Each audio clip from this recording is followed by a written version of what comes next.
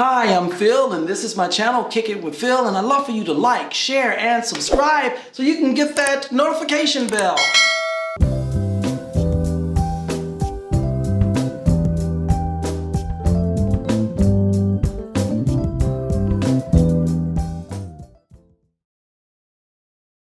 Hey you guys, what's up? We're kicking it again, and I got a brother here that's been an incredible inspiration to me. I guess like starting off at 9, he would watch TV, seeing Gary Coleman, and he said, I can play that role. Gary Coleman did such a great job at that. And little did he know that it would just land and open up so many different doors. He's one of those guys that would be pop locking at the parties, and people used to call him Baby Flip. Yeah. Baby Flip. Ladies and gentlemen, just give it up for this incredible actor and friend, Kareem Grimes. What's up, brother? What's going on, my brother? Phil. We here, man. Oh man, I'm just so glad you came out. I'm kicking it with Phil. You're just an inspiration, man. Thanks a lot, brother. Wow, man, just tell us a little bit even how you got started. What was it like just, growing up watching different strokes? Yeah, just, as a young kid, I watched a lot of TV. So, Gary Coleman, Emmanuel Lewis, the list goes on, and then watching Flip Wilson's show, and I used to entertain family, and they just started calling me Baby Flip. And Did they think you looked like him a little bit? But yeah, just wanted to do that. Knew that that's something that I wanted to do because during, when your parents have company, you want to entertain, go back in your room or come in your room and do this. So, I just kind of knew early on what I wanted to do, and, from there on got started, and my mom got me into an acting class, Marla Gibbs. Wow, okay. So big shout out to Marla Gibbs and Angela Gibbs. Oh yeah. That's the foundation, man. So, dealing with them, I had teachers such as, Ed Cambridge, Whitman Mayo. Wow. So that's the foundation. Wow, and then somehow you found yourself, and John Singleton's there. Yeah. And it's the ice cream truck kid. Yeah, man. So my mom's friend, I was doing a lot of extra work, and my mom's friend was like, yo, there's this movie, this young guy out of SC. They're looking for young black kids who can skateboard. And at that time, I was heavy into skateboarding. Yeah.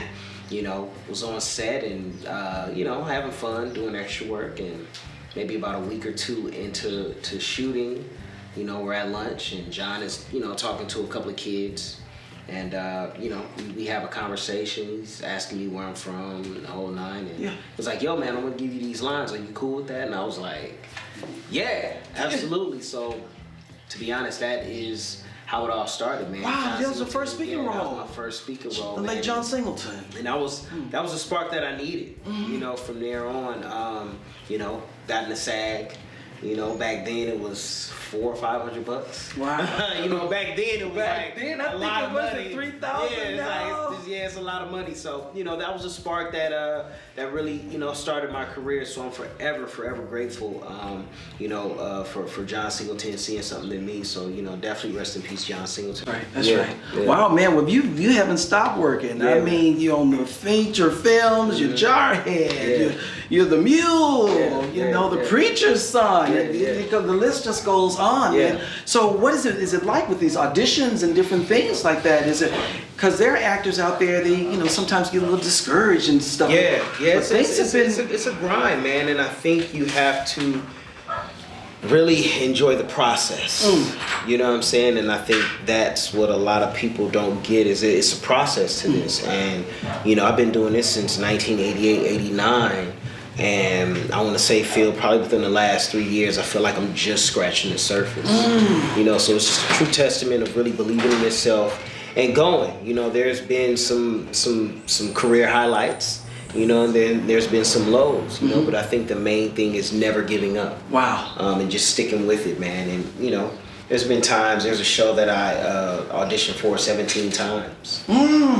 So... what is that like? I mean, do you feel like, oh, no, I don't want to... Yeah, I mean, the average person, really after the third audition or the fourth one, I was just like, what's going on here? But I think, what my agent told me at that time was just like, hey, if they're bringing you back, that means they like you. Yeah. When our phone stops ringing and they don't ask for your name, that's when you should be worried. Okay. But within that 17 times, you know, I booked something within that show, but they end up going a different direction or writing the character out. But the 17th time, I end up doing 3 seasons, and that show was, that show was it was on FX with Michael Chiklis. Yeah. And I'm trying to think of the name of the show. The Shield. Yeah, The Shield. The Shield. So yeah, 17 times, man. But after the 17th, I actually did 3 seasons. So wow, man. But do you have a preference? Like, I know we have a background in theater and stuff. And absolutely. But you did that Sassy Mama, the NAACP award-winning play. Yeah. What was that like, Sassy Mama? It was amazing, man. You know, big shout out to Julie Productions, which is Viola Davis's production, along with her husband, Alex and Vanessa. They were the producers as well. And you know, it was amazing, man. I think, and you know, we've done a play together ourselves, and I think in LA is really not a theater town. So if you can get into some good theater, you know, then lock on. Yeah. You know, so for me, it was just an opportunity that presented itself. I auditioned for it, and you know, did it for 15 plus shows. Whoa, that's a run. And you know, end up getting a NAACP Theater Award. Nice. So it was a blessing, and I think as an actor, you know, you definitely get down back to the basics of theater for me. Yeah. You know, and I think that helps with television and film. So, you know, if I'm not busy doing TV or film, I try to definitely get into some theater. Do you find one that you like better, or you just think because it's not really a theater town, we just say, oh man, I just want to lock myself in. You know what? It's interesting, man. The theater is fun. It's live. It's the people are right there. Yeah. There's no cut. Let's do this over again. You know, you got to be on it, and you know, I like, to be honest, Phil, I like it all. That's right. You know, because I think each one lends itself to another. You know, so I definitely like the live crowd. And then you also, if you know about television, if you do 3 camera, there's a live crowd as well. So, you know, there's no, I don't really have a favorite because I love it all. Yeah. You know what I'm saying? Well, you've always had this comic timing and things. Yeah. Do you prefer drama or comedy? Good question. I love comedy. Growing up, you know, watching, like I said, Flip Wilson, watching, you know, Different Strokes, watching Mel's Diner, you know, Carol Burnett, you know, these are, you know, legends, and you see the timing, and as a kid, you look at that, you know, so for me, I was able to pick up beats, you know what I'm saying, but I love comedy. I think comedy comes easy to me, because I can just look at the words and see, okay, this is a joke here. Okay. This is the setup. This is the punch. Yeah. You know what I'm saying? Go from there. But yeah, comedy's easy. Drama definitely is a challenge to us. Yeah, drama's definitely a challenge, and I take on that. You know, and I think for that is really just stepping outside of who you are to really kind of start building this character up, to really just kind of tap into that and kind of transform into that. So. Do you have a character that was one that was most challenging to you, or your favorite, or do you? Yeah, there was a show, Bones, and I played this young cat named Chima Berloba from Sierra Leone, who was a RUF soldier. So a young kid who was a soldier who was also an amputee. So dealing with that, dealing with child soldiers and that whole, how they were really forced into that. They didn't really have a choice. Either they had to fight, or they lost a limb, or they died. You know, so really understanding that background, really understanding how they would feel, and really kind of channeling that along with the accent. That's right. You know what I'm saying? I think it was probably the most challenging, but the most rewarding. Wow. You know what I'm saying? Because doing that episode, you know, people were hitting me up like, man, I didn't know you had that in you, or, you know, are you from Sierra Leone? You know what I'm saying? So for me, it was just like, all right, I did my job. That's right. You know, so, and you know, that actual episode was written by Nkechi Okoro, who is now the showrunner for All American. Wow. Yeah, so we met 10, 15 years prior. Dang. And how everything just comes full circle to where she's a showrunner on the show. That's beautiful. Yeah. That's beautiful. Yeah. Oh, Yeah. man. Yeah. So let me ask you this. Do you, like, some actors, they don't like to look at their footage when they do it, and then some actors, they look at it just... I love it. I think it's like, you know, it's like an athlete studying film tape, game tape. You know, for me, it's, I don't have a problem with it. You know, I can watch myself.